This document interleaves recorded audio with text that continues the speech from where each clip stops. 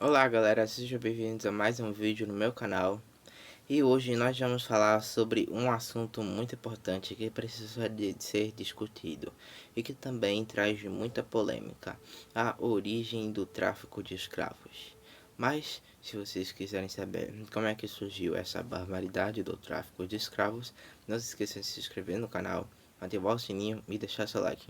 Fez o que pedi? Então, vamos! Esse assunto é muito polêmico e discutido até hoje. Muitos colocam o tráfico de escravos como culpa unicamente culpando apenas os europeus. No caso, os portugueses, espanhóis e outros os países europeus. Mas, na verdade, não foi assim. Vou começar a explicar.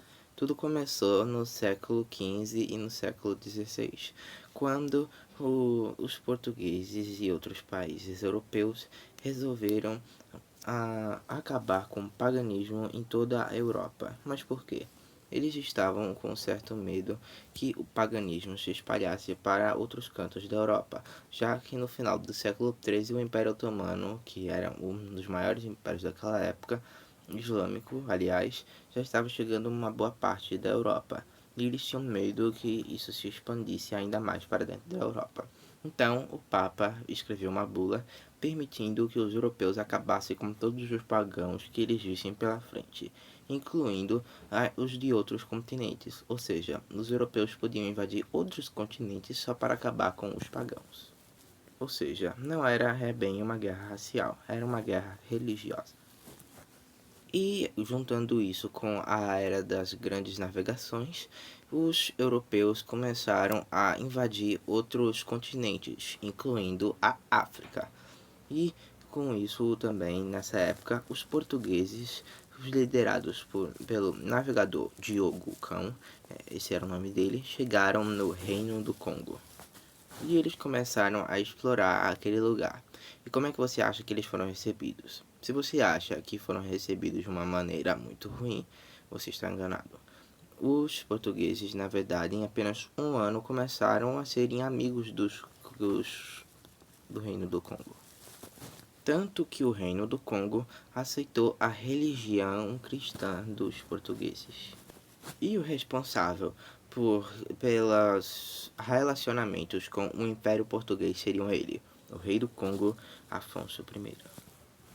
E com isso, o Reino de Portugal e o Reino do Congo começaram a ter várias relações boas, começando assim o comércio entre o Portugal e também o Reino do Congo. Mas isso em troca de quê? Bom, os portugueses tinham várias coisas interessantes que os que moravam no Congo gostaram bastante, como por exemplo armas. Os portugueses vendiam armas e outras coisas para o Reino do Congo. E em troca, o que o Reino do Congo podia dar? Simplesmente sua própria população, ou seja, escravos. Quando os portugueses chegaram lá, eles já tinham visto que lá vendiam escravos para seus próprios líderes do Congo. Então, em troca de suprimentos europeus, o líder do Congo vendia sua própria população, seus escravos, para Portugal. Várias cartas do Reino do Congo mandadas para Portugal confirmam isso. De 1531 a 1536, mais de 25 mil escravos foram vendidos para Portugal. O Reino do Congo, agora que era um reino cristão, tinha muita relação com os países europeus.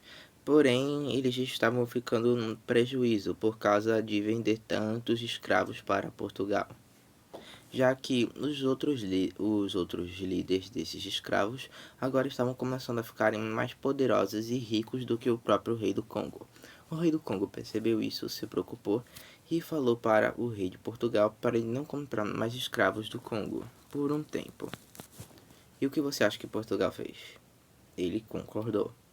Mas por que ele concordou? Porque é simples, o Portugal agora já tinha outro comprador de escravos.